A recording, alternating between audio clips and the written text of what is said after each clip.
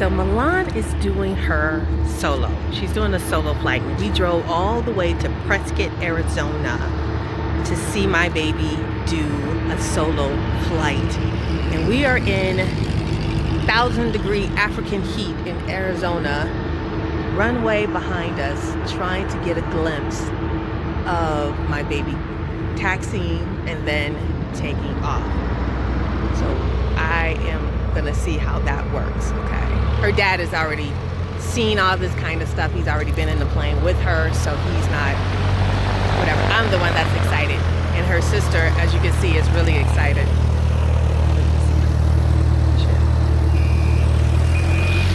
Really excited. I'm the one to see my baby solo. That means, what solo means, you guys, it means that she does not have her instructor. She is going to be in the plane alone. She's going to be taking off alone. She's going to be flying alone. She's going to be landing alone. That's what a solo means. So we're going to see this child, the baby, take off and fly. Toodles. Hello everyone. I don't know if you can see me, but we are here at the Harry and Davidson Robinson Simulation Center. This is where we parents are entering in to go see a pilot do a solo. So you guys, stay tuned.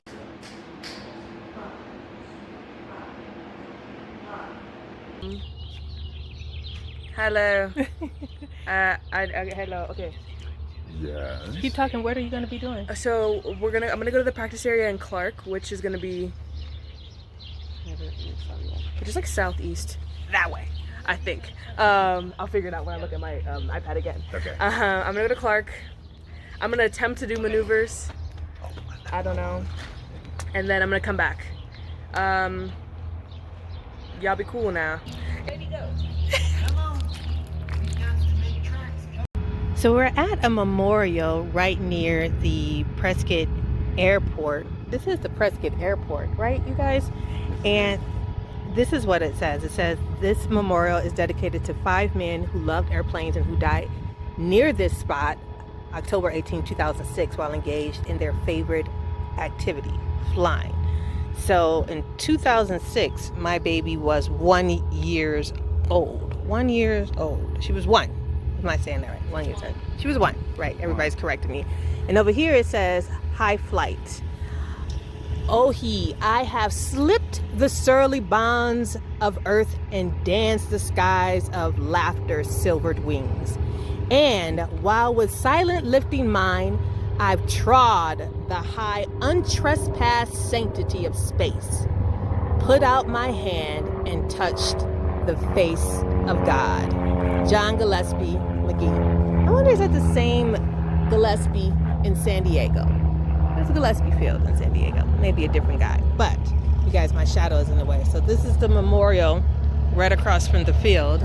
And so we are going to be seeing her taxi soon. And then she's going to be up in the air. Toodles.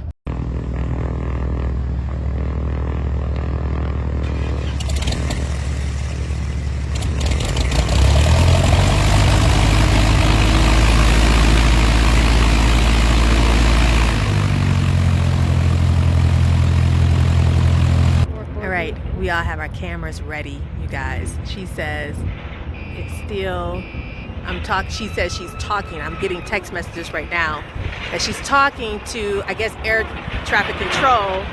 It's a busy Saturday, and so a lot of people are out here flying. Planes are coming in and out. There's a bunch of cars all over the place, and another little airplane just pulled up, and it looks horrific. Oh, it's another airplane that's behind her. So I didn't charge my phone driving up here, so I'm almost out of life on my phone. So these guys are going to, that's her dad, are going to be taping. Right, Maya? Whatever you say, ma'am. Gosh. All right, so she's on the runway. I don't think you guys can see her. She's like all the way out there on the runway. She's seated. She's waiting for her turn. Eee! Right. All right, here we go.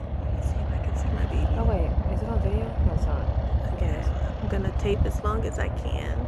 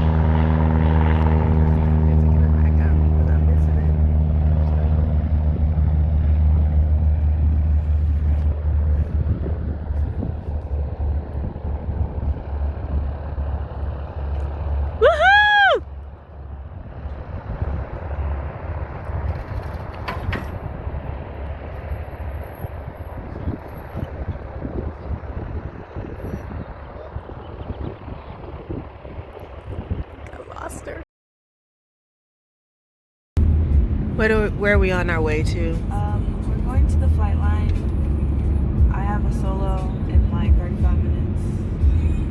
We'll see how it goes. Is it a solo or is your instructor going to be? It's a solo. It's another one. This one's a patterned one. I honestly don't know what I'm supposed to be doing. Hopefully he's there because I forgot what I was supposed to be doing. So we'll see. Or I can just ask somebody. So, See what I'm supposed to be doing. so when you actually are preparing to do your flight, how do you pick out your plane? Is it picked out for you or? I don't get to pick that out unless I'm lucky.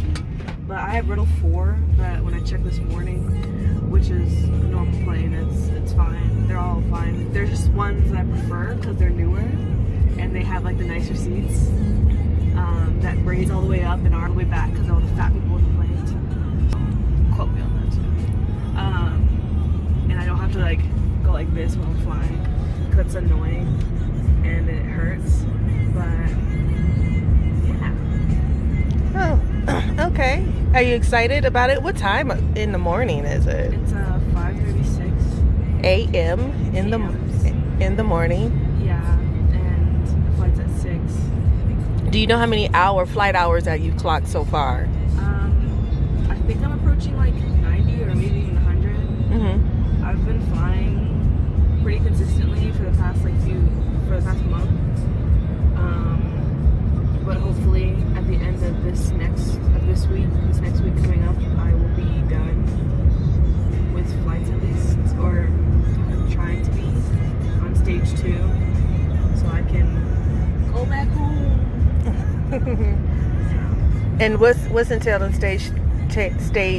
It's stage 2? Yeah, stage 2 is it, and then I do that, and then I have a review, and then I have my final flights. Okay, and then what license will you have after that?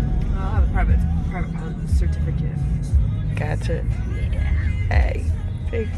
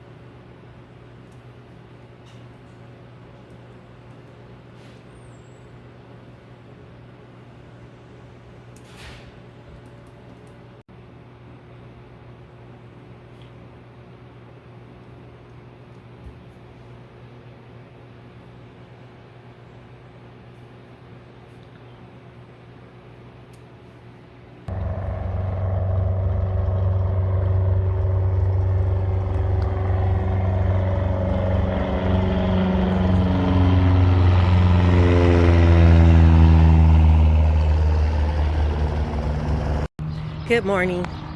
So the pilot just finished her pattern, her weight balance, all that stuff, and she's going out to her plane. I'm gonna go to the site that we were at yesterday to go look at her do another solo. So it's not very technical, you know. I have no idea what's really going on. I'm just a mom. All right, you guys, toodle pip. I'm back in the car. I'm gonna go to the spot that we were at yesterday to watch the pilot do another solo. So she doesn't have to be in the sky very long today. She just has to clock in a couple of hours, do a couple of maneuvers, and then she's done for this morning, because tonight she has a cross country. Cross country is basically you go out, I think 50 plus miles outside of the range, and as far as flying, and so that's considered a cross country. I think I have that right. So later on tonight, she has a cross country, and then she basically flies every day. So we're gonna head on over to that spot that we were at yesterday, and we're gonna go see her fly again. Hopefully this camera will be able to get some accurate photos this time. To the bit.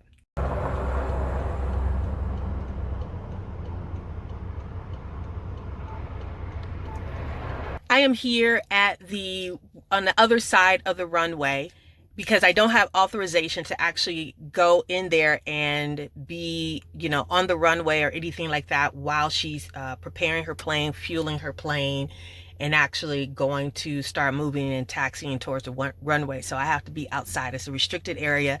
It's for people who have authorization. So I'm on the other side again. But I thought I'd take this time just to give you a little bit of history about Embry-Riddle Aeronautical University. Now, Embry-Riddle Aeronautical University, Prescott, Arizona, was established in 1978. The whole of the school was began by two gentlemen, one by the name of Talbot Hugby Emery, sounds so posh, the other one John Paul Riddle. So these two gentlemen began a company. It was Embry-Riddle Company back in 1925. It was basically a mail carrier company for planes that carried mail. So it started as that. And then right at the precipice of World War II, they realized that there was a huge need for training for aviation pilots. So they began the Embry-Riddle Aviation School and then the Embry-Riddle Institute out in Florida. So first it was in Miami, Florida, and then they established in Daytona, Florida. So the main campus of Embry-Riddle Aeronautical University is actually in Florida. So the university, after it was the aviation school and then it was institute, the university started in 1965 out in Daytona, Florida. That's Embry-Riddle Aeronautical University out in Florida. But they saw an opportunity to start another school here in Arizona, and this particular grounds was the Prescott College, and Prescott College had closed back in like 1970 or something like that. And the university saw an opportunity. They bought out the grounds and they began Embry-Riddle Aeronautical University Prescott. They don't say Prescott, they say Prescott. And that began again in 1978. Now, Embry-Riddle is not just an aviation institution. The students here get a wide variety of degrees and training. So it could be, aviation, of course, meteorology, engineering, business, security, intelligence. It is a huge recruiting ground for government agencies, and you guys know which government agency I mean. We found that out during one of the orientations that I went to, talking to some of the students and some of the professors who are recruiters for that particular government institution. So some of the students here have a military background. They've already been in the military, and then they come here to get some additional training. But a great deal of the students are straight out of high school, and they come here and not only do they want to fly, but air traffic control, meteorology, just a whole heap load of things. So for the baby, how the baby decided on Embry-Riddle Aeronautical University Prescott was that she was in school, and a family member of someone that went to the same high school that she graduated in, you guys know that we're from Southern California, and actually worked or had went to Embry-Riddle Prescott. She saw that information and immediately she decided that she wanted to come visit the campus and she wanted to see if this was for her. But it was love at first sight. It was definitely a heart thing. She knew that she was being called to come to this school. Now, we thought that she was going to go the military route. Because she was in ROTC, we assumed that she was going to go the military route. I think she thought she was too pretty to be in camos, even though she makes camos look pretty. So she didn't initially go the military route. However, that doesn't mean that she still is not going to go the military route. She does still have the opportunity. It just depends on exactly what she wants to do. So she's known for, since she was a little kid, since she was a little girl, that she was going to be an aviator. So you guys, I'm going to get out of the car into the hot sun. As you can hear the planes flying over me. Hopefully you can hear that. It is now 6 something in the morning, and these guys start early. They do late flights. They are not playing around. So we're going to see if we can get some shots again of her solo. Toodle pip.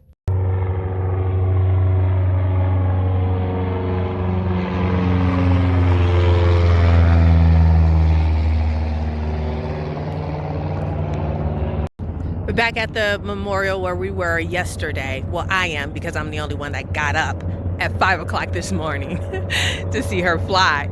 But people may want to know, how do I feel about having a female aviator, or even a black, she's black and she's Latin, Puerto Rican black aviator. I don't feel no type of way about it, y'all. Realistically, I don't. I mean, she knows who she is. They don't treat her any differently, but I understand that the opportunities that are going to be afforded to her as not only just a female, but also as a black slash Latin Hispanic female. And so we want her to take the opportunities because there's a need for it. We want her to do that. However, that's not even something that we really talk about in our household. We want her to get the money.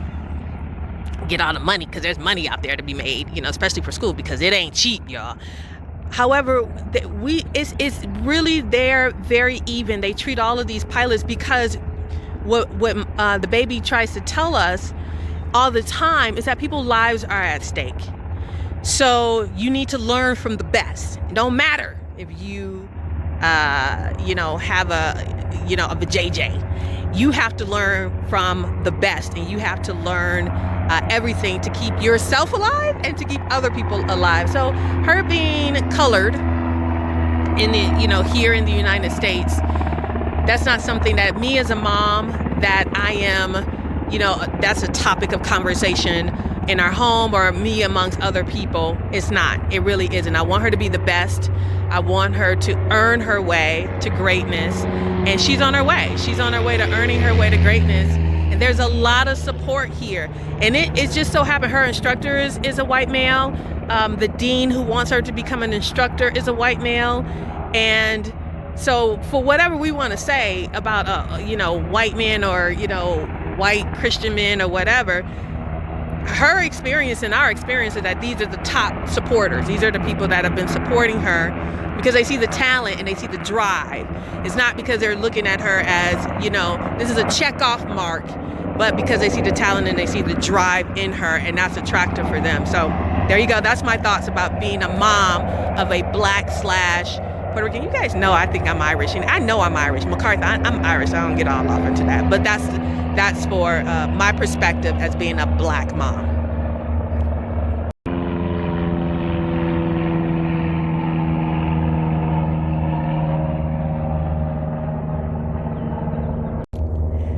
How do I feel as a parent of an aviator? It is very exciting. It is the most exciting thing because there is no aviation background in our family, on either side of our family. The closest that we have of any kind of aviation background, and this is also part of the genesis, as the planes go overhead, part of the genesis of the baby wanting to become a pilot is that my dad was in the Army. He was in the Army back in the late 60s, early 70s, and he would talk about jumping out of airplanes. He did a recorded 50 jumps, and that was over. You weren't required to do 50 at that time. You were only required to do a couple, I think maybe even one. But my dad was a daredevil as a young man, as a 18-year-old, 19-year-old, and he clocked 50, at least 50, he says, jumps, airplane jumps. And so he would tell that story to all of our children as a youngster, and a lot of people who know our family know that we used to attend here well, not here, I'm in Arizona, but in Southern California, we would attend air shows. We would attend a lot of the air shows. So there were seeds that were planted with the baby as she was younger. We just didn't know how strong and how deep those seeds, how much they took root in her mind and in her psyche. So how we feel, because we know that she's in her purpose, because we know that this is something that she hasn't romanticized, that she actually logically and also with her heart is destined and have decided to do, see where she's at, then, you know, we go along with it. We're not, there's no fear. So people may think, oh, she's in the plane. We've seen all these plane crashes, helicopter crashes, things like that. Are we not scared? I don't have any fear. There's only been maybe once or twice that the enemy has tried to mess with me concerning the life of my daughter as she does these flights. And I immediately, because I've trained my mind and my heart, I immediately squash those thoughts and those feelings. So I don't have any fear about her being a pilot. I don't have any fear of that. I have a lot of excitement. Her dad is definitely, he's like off the deep end in excitement. He doesn't talk anything else about her and being a pilot. But for me, we do a lot of praying, we do a lot of decreeing, we do a lot of establishing, we get heaven involved. And it's very easy for me as a parent, being a parent of an aviator, is very easy when you are absolutely sure that your child is walking in their purpose and they're in their purpose. So that's why it's very easy for me. But it is exciting because, I'm a creator, and we just don't have this type of technical background in our family. So she is the first, and we praise God every day for that. And yeah, just establishing Jesus in everything. His name in everything. And so that's the parent of being an aviator.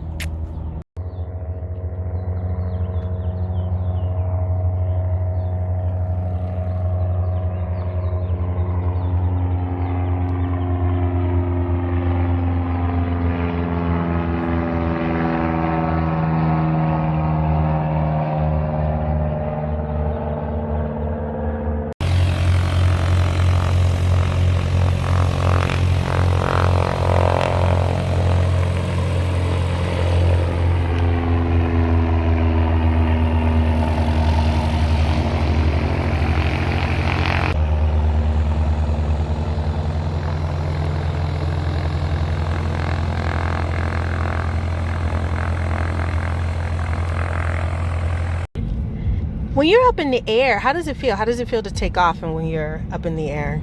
By myself. Yes, definitely by yourself. It's so much easier without my fat instructor next to me. I love James, but I feel like I'm pulling back so much when I am with him. But by myself, I'm just like tap, tap, tap. You. So it feels a lot better. As far as today, because this was solo flight number 3, correct? Yeah. How are you feeling after number 3? Yeah, I'm really confident in the pattern. I think going somewhere new yesterday was kind of hard, but now I'm chill. So yeah. Okay. So up in the air, is there a lot of wind? Is there? Tell me how it actually. Today was calm the entire. The skies time. were beautiful. It was wonderful. It was cold, nice. Density altitude was below 6,000 up here, which in the past week is pretty it was pretty good. It's been over 8,000 for the past few days, but today was really nice. It was like perfect solo weather. So and I was actually kind of good because I was in there, and some other kids were soloing as well. So I was really glad because one kid has solo cross country, and you don't want really extreme winds for that. So he was pretty lucky to have calm winds for his cross country solo. Yeah. And so did you have any particular expectations of yourself when you were up in the air? Just don't crash.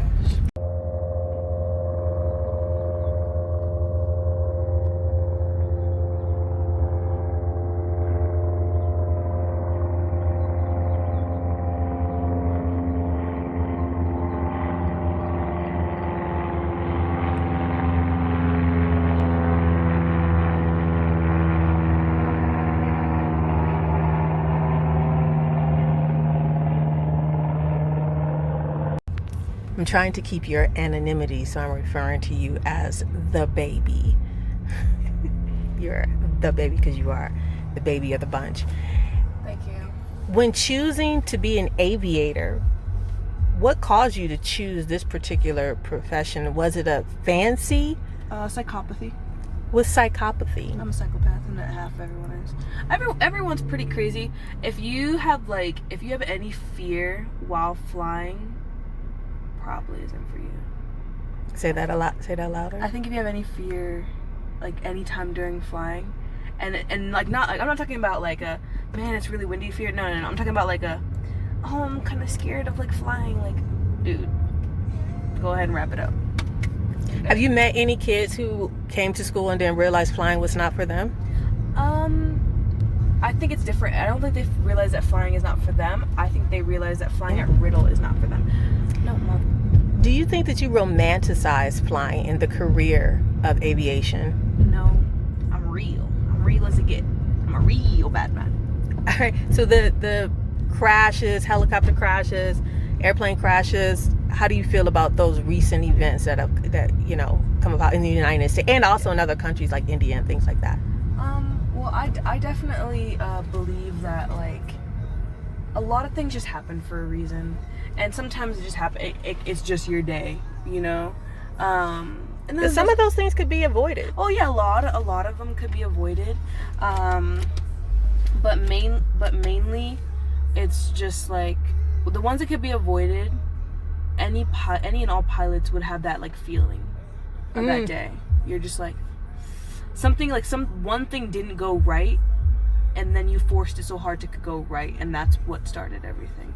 So like it could be like a really bad like just weather's really good, but then you get in the plane and like the engine kind of spun for a little longer than like it's normal, and you had like restart or flooding the engine, doing stuff like that.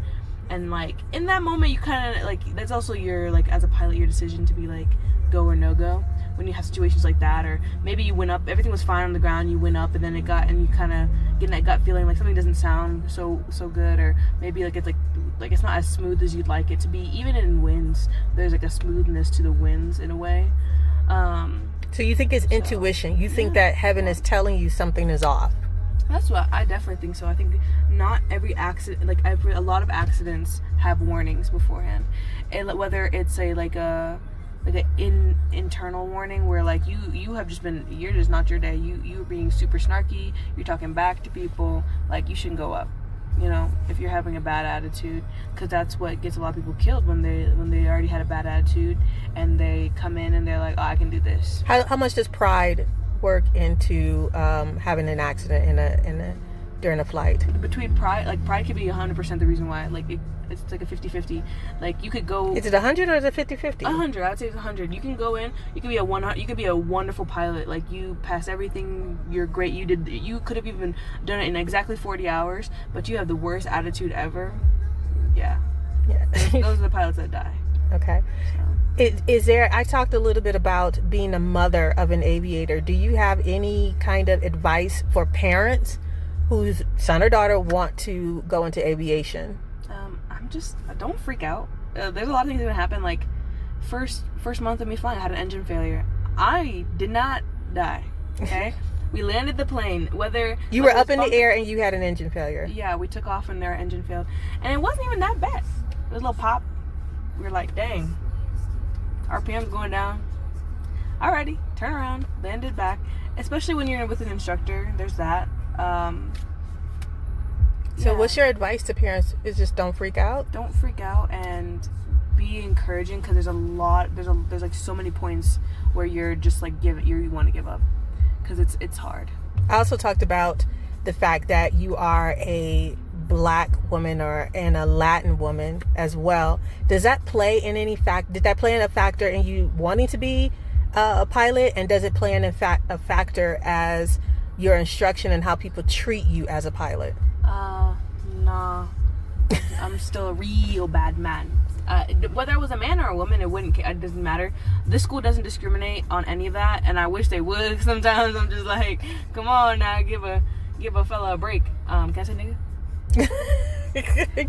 give a nigga a break, because sometimes I'm just like, man. But no, I don't think I got into the school or like anything like that. Even if I did, like, me staying in the school has no rhyme or reason to do with my color, like what gender I am. And I know that I didn't figure that real fast, because none of my professors were like, you're black and you're struggling. You know what? Let me just help you. No, none of them were like that. And I kind of wish they were, but they aren't. So, to me, you know, that's not what's putting me through this. And how you're in a very technical field. How does it feel to be a pretty girl in a technical field? I don't know about that. Because you're always styling. I mean, I look at the other students and, you know, their nails aren't done, their hair isn't done. My nails are not done right now, so. So is that just a baby thing, a baby character to be your character to be? I like to be dressed up. That's just me. I don't think that has to do with anything else.